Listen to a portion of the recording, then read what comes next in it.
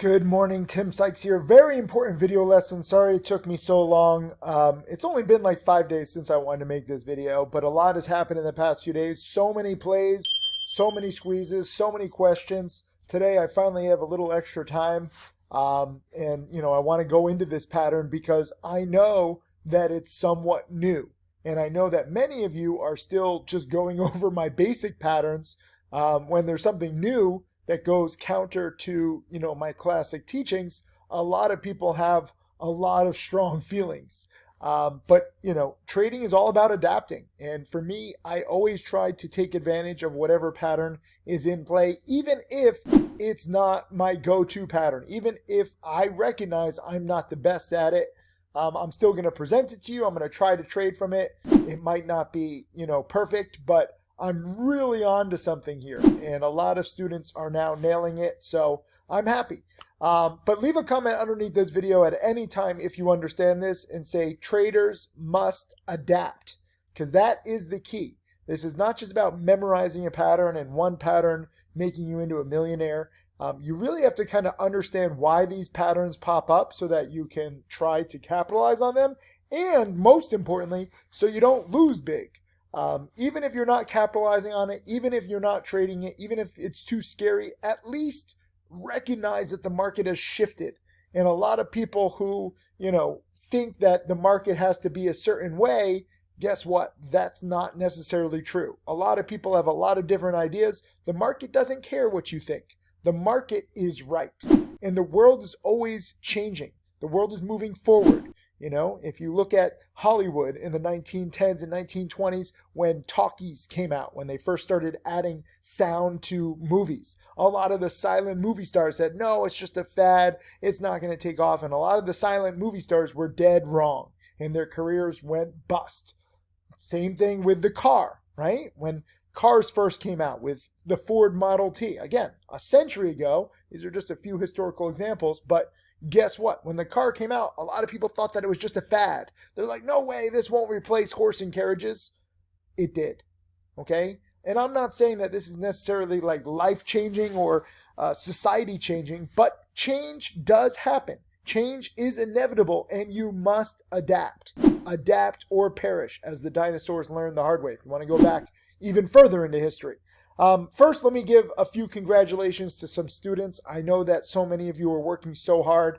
I should also mention the upcoming conference in Vegas. A lot of you are hitting me up about it because it's a little over a month away. We are 100% sold out, okay? This is not just a fun event. This is the single biggest trading event in the industry, as far as I know. 500 plus people confirmed to attend. It's going to be crazy. Over a dozen of my millionaire students will be there trading live, talking. I'm not even going to link this page because, I talked about it for, a month and a half. And people were like, yeah, I'll get it eventually. You have to learn to take action, okay? I said this in my challenge webinar the other day. Some people think like, oh, Tim Sykes, he just says he's proud to be real in an industry full of frauds. Oh, that's a cute little marketing thing. It's true. I don't think you realize how many fakes, frauds, liars, irresponsible newbies are now, quote, teaching, and they're leading everyone that they, quote, teach to ruin. And we'll get into that. And it's not like I'm the best trader. It's not like I'm the best teacher. I'm just blunt. And being blunt and having, now a quarter of a century of experience really does come in handy because I see what people are doing right and what people are doing wrong. And I see what really works for students. I'm adapting too, okay? So recognize that. I'm pumped to see everyone in Vegas. If you missed out next time, maybe pay attention to what I'm talking about. I've been all over the place. I have had a crazy schedule. I'm trading with 2 laptops these days. There's so many insane plays. It's really an interesting market where, you have AI plays, you have weed plays spiking, but a lot of the major, indices and the major sectors, they're really just not moving that much. So you have to go where the money is. You have to focus. I'm very proud of this. This is a new tweet that just came in right before I started this video. Michael Parker. He says, they say you shouldn't post your P&L because it's cocky. However, AVGR was good to me yesterday. The chart is clean. Shout out to Timothy Sykes. Stocks to trade. The knowledge behind them is awesome. Singles add up. Uploading my live video later. And he made 1,500. It's okay to post your P&L, okay? Stop worrying about what other people think. There's this whole industry of people where they just talk. And I'm making little talk signs with my fingers. I don't know if you can hear it. Post your profit and loss, okay? Post all your profits and all your losses. Don't be one of these screenshot heroes where, you have these Discord chat rooms, a lot of short sellers, and they post one big gain, and everyone's like, wow, you're so good. And then they don't show their 5, 10, 20 other trades that doesn't look so good. You can't judge a trader unless they show all their trades. I'm so sick to death of people posting one big trade and then newbies trying to, mimic that big trade and then realizing, wait a minute, this is just a one-time thing, or it happens 10, 20, 30% of the time. It does not happen every time. And if you try to mimic a lot of these big traders, even my top students, you will get destroyed. I love Tim Grittani. I love Jack Kellogg, my 2 8-figure students turned masters. But a lot of people who try to trade like them, who don't have the experience, who don't have a big account, they get crushed. Jack Kellogg himself has said that he tried to trade like Tim Grittani in the beginning and it couldn't work, okay? So by all means, get inspired by my top students, but just recognize that there are a lot of strategies that are ideal and, really optimized for trading with small accounts versus big account trading, which is different. And, some people will say, oh, Tim, you're just making excuses. You don't make that much. Correct. I trade with a small account. I'm very proud to donate all of my trading profits to charity. You can see my trades over the past month, roughly 10 grand, not too bad, but nothing huge. And I'm taking small gains and I'm taking small losses because I trade with these small amounts. And I want to show you that. I said in a challenge webinar the other day, and I think it's accurate. I'm basically like a kindergarten teacher in trading. I'm forever going to be a kindergarten teacher, just trying to help raise, my community, maybe first grade, okay? Kindergarten and first grade. And a lot of the big traders, they're like university level. And if you are just starting, if you have a small account, if you don't really have a lot of experience, you can't really trade these volatile stocks with size. You can't have the patience. You can't take the big losses. You really have to maximize and trade a strategy that is ideal for your small account. You don't want to put the wrong emphasis on the wrong syllable. And I see a lot of people doing that. Big traders, for example, they turn off their profit and loss column on their trades. They're trying to give the chart the time. They're trying to, swing trade because they're going for bigger, gains. It doesn't make a difference if you have millions and you try to make $1,000 or $2,000. To a lot of you, you're not ready to do that. Okay, if you turn off your profit and loss column, a lot of bad things can happen. It's a very slippery slope. I want you to focus on every single dollar because as much as you want to trade with a big account, you can actually take a lot of trades with a small account that big account traders will not take. And I think there's a lot to be said for that. So anyways, props to Michael, 1500. Evan Shunk, trading from Greece. I love this. He's one of my 6-figure challenge students, not quite 7 figures, but he's moving on up. 2,400 on AVGR from Greece. And he's sending me some badass photos and videos of his dinners. Also props to Matt Monaco, $2 million just out of college, now engaged. He's all grown up. It's pretty crazy. We did the 30-day boot camp together, 3 years ago? 2 years? 3 years ago, I think. Maybe 2 or 3. 2 or 3 years ago. It hasn't been that long. And he was just up around 50,000 when we made the 30-day boot camp. I didn't know he was going to be, my next millionaire student, but he studied and he really was dedicated. And now he's made 2 million and now he's engaged. Pretty awesome. Congrats to Matt Monaco. Everyone, please congratulate him. Jake, also good job on CGC and AVGR, just nailing the squeezes. Props, especially to Tommy Knoxville. He did this multi-month hike. Or maybe multi-week hike. I don't know exactly how long it took him, but it was a long hike and he made roughly 13 grand while hiking, which is cool. Here's Dennis Cruz also posting a nice chart of FWBI, which is an absolute terrible company. It later dropped 50%, but I don't care what it does later on. I'm in this specifically for these morning spikes. This is the pattern that's working. Also, shout out to Art of War. He nailed AVGR.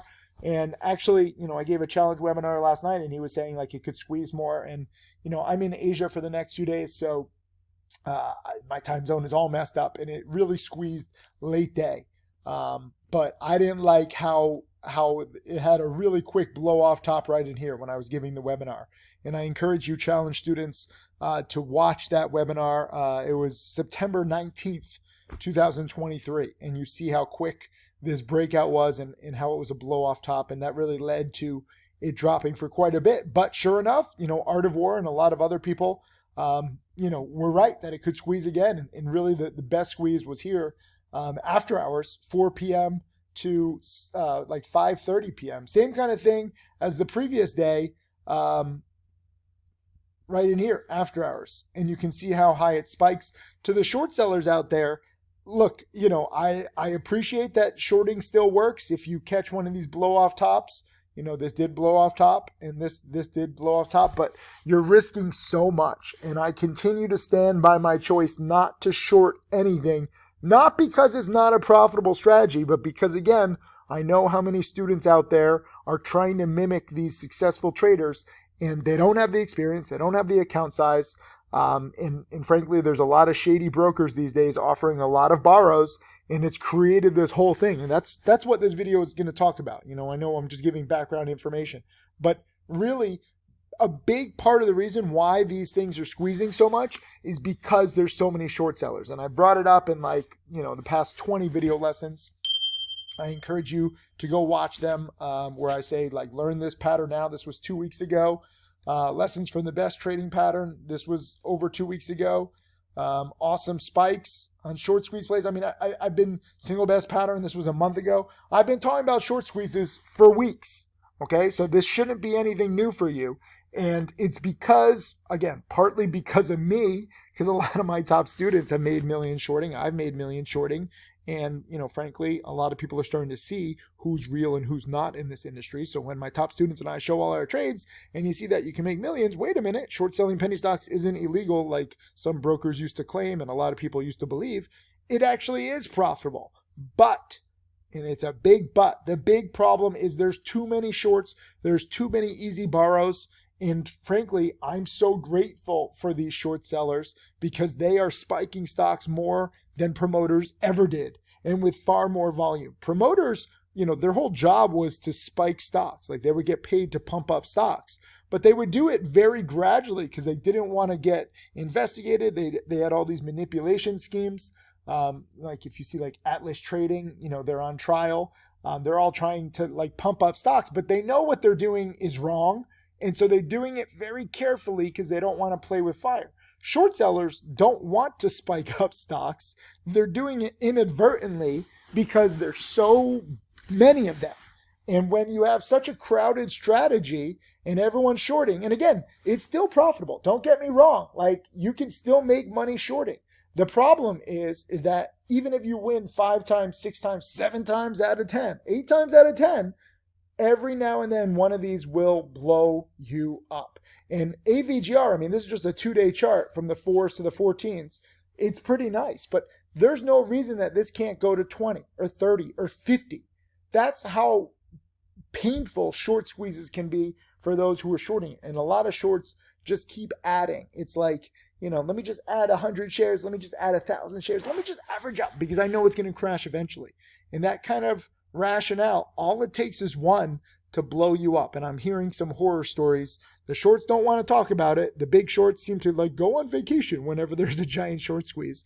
Or they write, some long monologue why shorting is so right and you have to monitor your risk.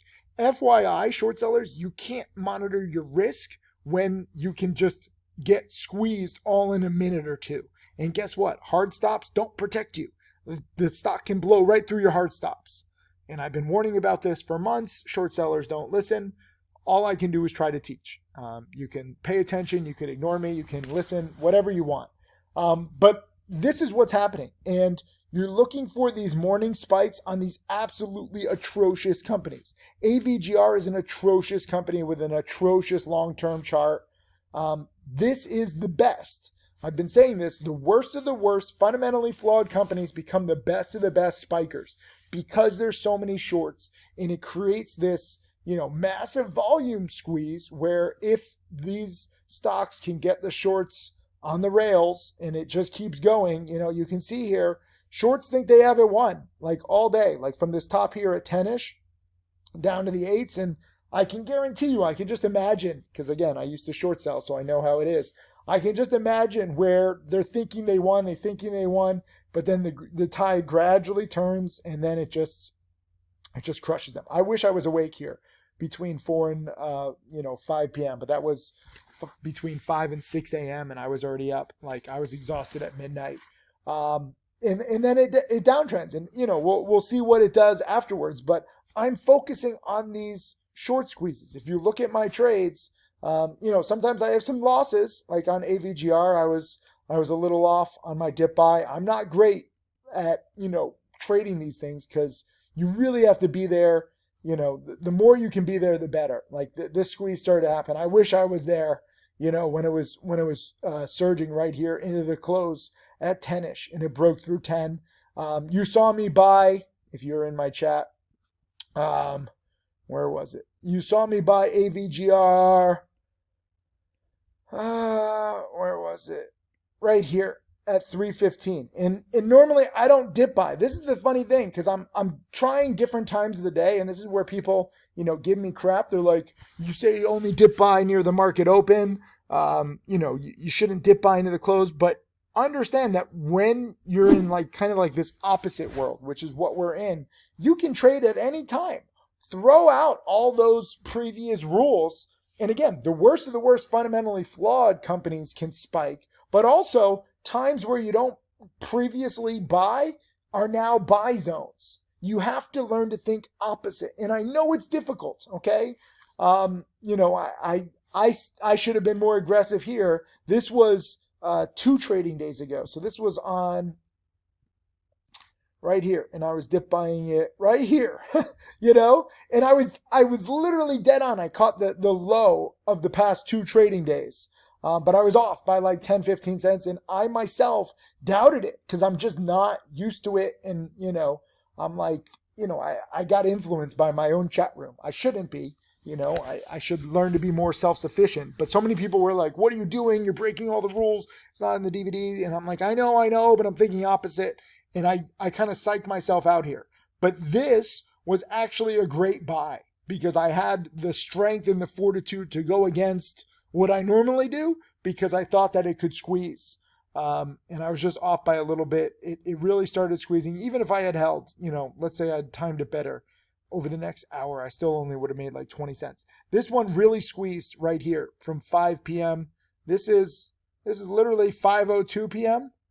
Eastern. And this is 5:09. So this is a 7-minute spike from the 6s to the 11s.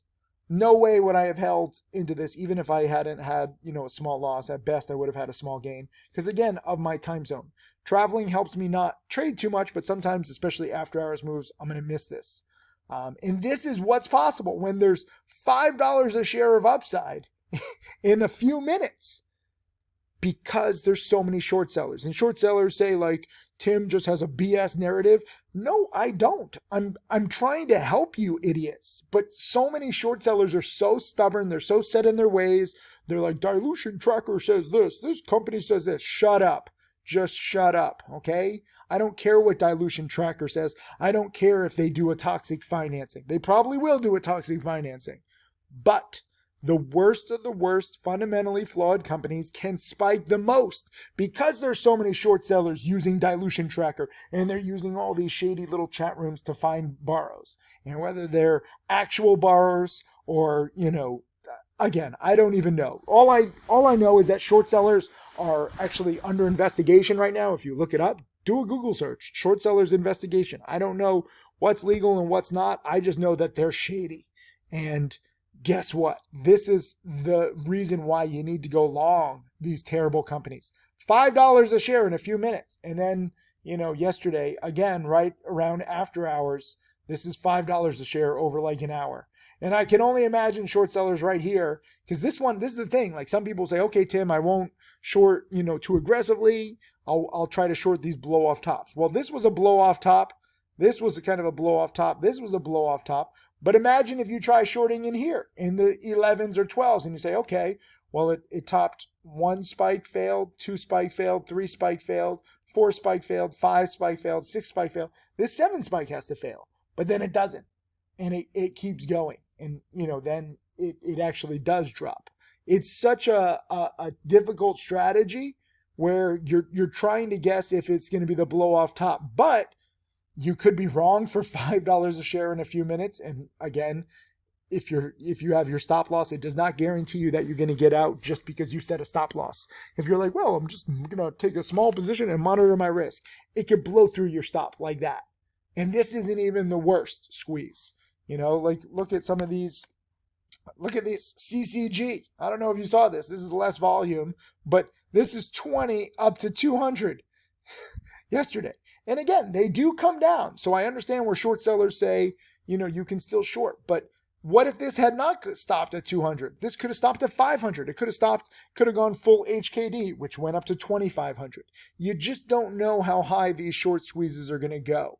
And that's the problem.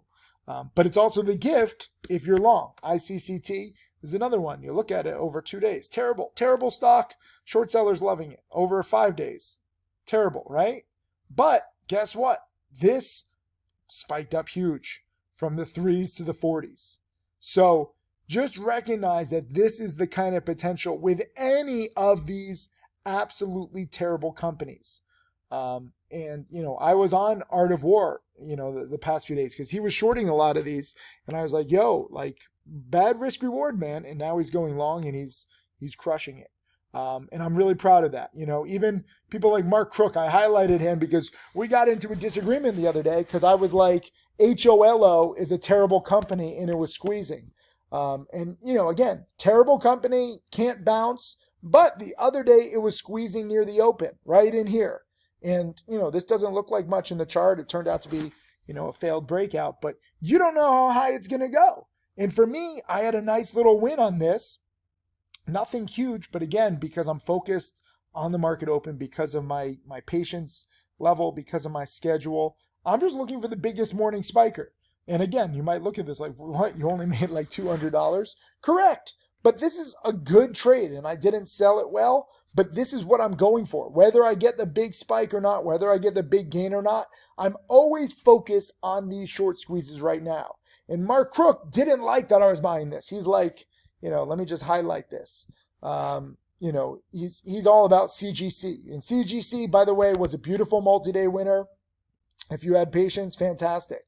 But after the big spike, it's just not normally a volatile play. This, you can make a case that these last 2 days was also a short squeeze because I saw a lot of short sellers shorting this like, oh, this is a terrible company up from 40 to 80 cents. That's a big percentage move. It usually fails to hold the multi-day runs. So a lot of people were shorting this in here and then they were dead wrong and it doubled in 2 days. So potential short squeeze there. But when it stops getting so volatile, this was, what is this? Tuesday, Monday, Friday. This was Friday when Mark Crook was all about it. He's like, focus on the multi-day runners.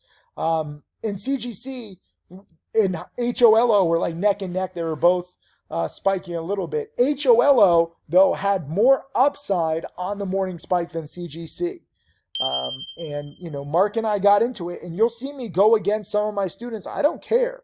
Okay. I'm not in this trading with anybody else. You don't have to like have this group think that I see a lot of chat rooms have.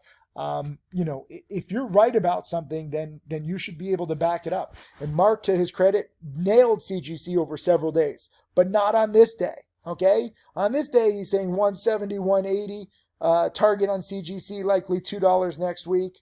He's thinking that this could keep going. And that seems like a pretty conservative, upside, but it's just not the play for me because the short squeeze had already happened and it's not a volatile stock. I went with HOLO. Okay. And, a lot of traders are like, yeah, let's go with the hot sector, TLRY, CGC. And I'm like, no, I want, the worst of the worst. And so I was focused on HOLO. I probably should highlight more better, but whatever. You get the point. CGC and HOLO both failed, by the way. So it didn't really matter. I'm just in this for the morning spikes. FWBI, another terrible company that was spiking beautifully, and I caught this one for 20%. I actually timed it really well, sold it into the spike pretty well, which is rare. Usually I sell too early, and they actually did a financing midday. So these are terrible companies. Do not believe in these terrible companies, but by all means try to capture them on the way up. And if you do want to short, you want to rationalize like, okay, Tim, it's a crowded niche. I get it, but these stocks do come down. Try it. Be my guest. I just think that it's very poor risk reward if you're not, experienced with shorting, and because so many other people are doing it. And all it takes is one to blow you up. Just one. Let's not forget that. ICCT, terrible, terrible chart, but giant squeeze. And I know a few traders who blew up there. And when you see, one stock blow up and another one, and one trader blow up and another one, you start to say, wait a minute, why am I taking this excessive risk? You don't need the stress. You don't need the risk. You don't have to risk blowing up to make a lot of money. If you look at all my millionaire students, 30 plus millionaire students, and you look at their journeys, you look at all their trades, they're not taking big risks. Okay. And when I shorted and when they were, making a lot shorting, we didn't have these insane squeezes like we do. You have to adapt. Again, leave a comment below this video saying, I promise to adapt, or traders must adapt. Not that these companies are good, just that they have such huge upside. And it's probably going to continue for the foreseeable future, until, one more of these plays really spikes big and blows everybody up. And then there's no more short sellers, or at least not aggressive short sellers, but it just takes one. And I made the comparison during a webinar the other night that short sellers are like soldiers. They're fighting for their cause. They're willing to die for their cause. And people who go long are pacifists. And we say, look, I don't want war. I don't want anyone to blow up. I don't want anyone to suffer. I want peace and prosperity. So you can choose, if you like stress, if you like this dilution tracker and, like being on kind of like the just side of things, because these stocks do crash and burn, by all means, try it. Just don't say I didn't warn you, because I did. I hate getting messages like, people say, oh, Sykes, you were right. You told me I should have listened. And they think I'm happy. I don't want anyone to blow up. I'm not happy saying I told you so. I'm not happy when traders lose big, or, they give up trading because they're like, oh, this is much harder than I think. Trading doesn't have to be scary. It doesn't have to be stressful, and it doesn't have to be hard. If you look at the way that I trade, I'm trading like an absolute coward.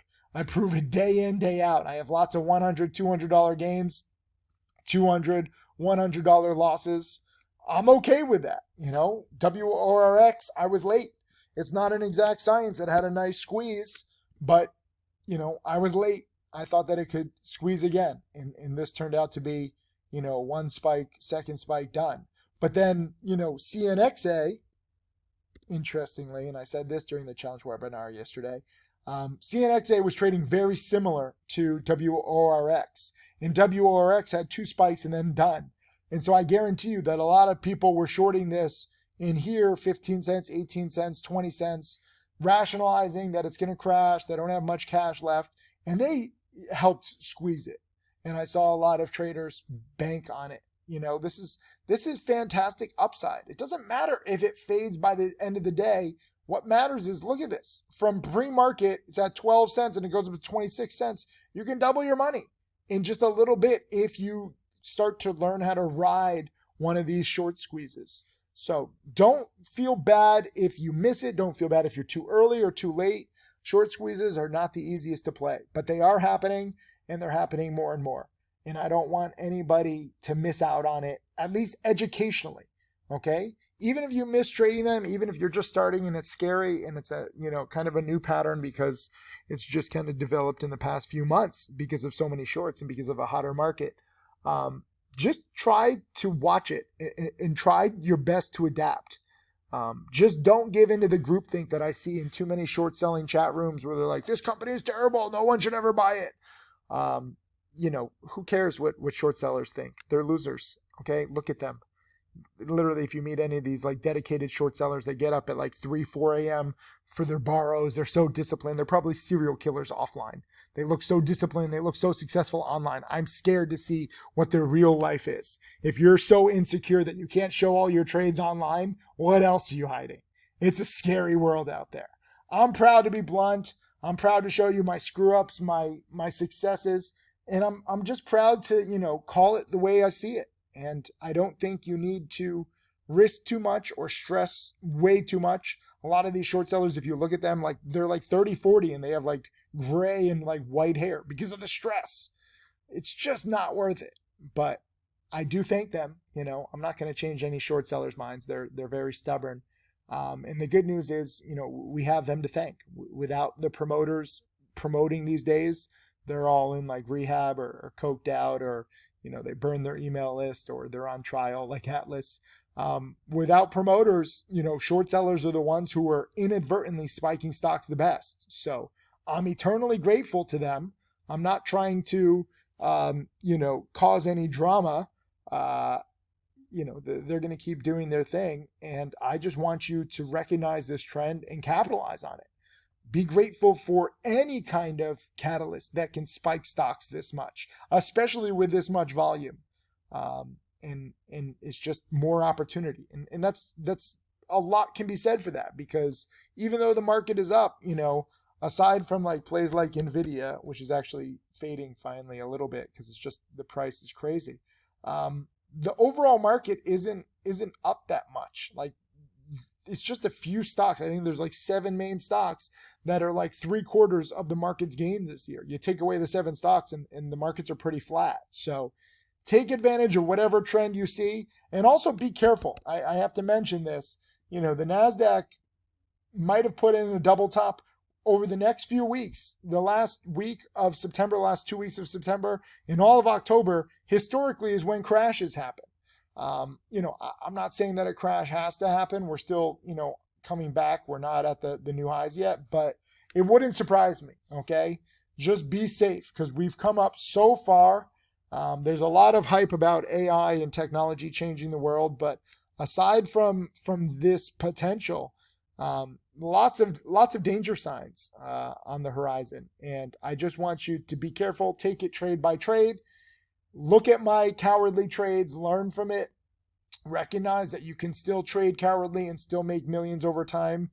There's a saying, scared money doesn't make money. Yes, it does. You should, and you really can trade these stocks in a cowardly way and still make millions over time. Some of my students have made more than me. They're more aggressive than me. Feel free to get more aggressive later in your career. Okay. None of my top students made much in year 1, or really even year 2, while they were learning a lot of these intricacies. Tim Grittani might be closing in on 15 million, but he made nothing year 1. Jack Kellogg might be over 12 million, but he actually lost 2,600 year 1. And then after paying for my challenge, he was down like nearly 10 grand after year 1, but he kept learning. The money that you make or lose in the beginning is negligible in the long run if you learn from all these patterns. You learn to optimize your process. You learn what works best for you. You don't have to trade aggressively like people like to think and they like to brag about. There's so many traders where they post these big dollar gains. But again, they're not showing all their trades. They're trading with big accounts. They're taking excessive risks. They're going all in. They're using leverage. They're doing a lot of bad things and developing bad habits just so they can have that one big screenshot and get, adoration from newbies who don't know any better. And I'm here just to bust all of that. Trade small. Trade like a coward, protect yourself, optimize your process, trade more aggressively over time once you get the hang of it, once you find patterns that work best for you, and until you know what patterns work best for you and what works best in changing markets, trade like a little bitch. Trade like a little coward. It's not good to be a coward in real life, but in the stock market, especially when trading these stocks, it's good. I don't mind losing small. EOSE, by the way, let me just focus on this for a second. I thought that this one was going to be a solid first green day yesterday, not a short squeeze, but a first green day. They got a nice contract. What did I do? I cut losses when it failed in here. And that's the best thing that you can do. It kept fading all day. The company is selling stock. This could have been a much worse loss had I not been very cowardly. Being a coward works. Small losses are fine, and they're part of this. Leave a comment underneath this video if you understand what I'm saying.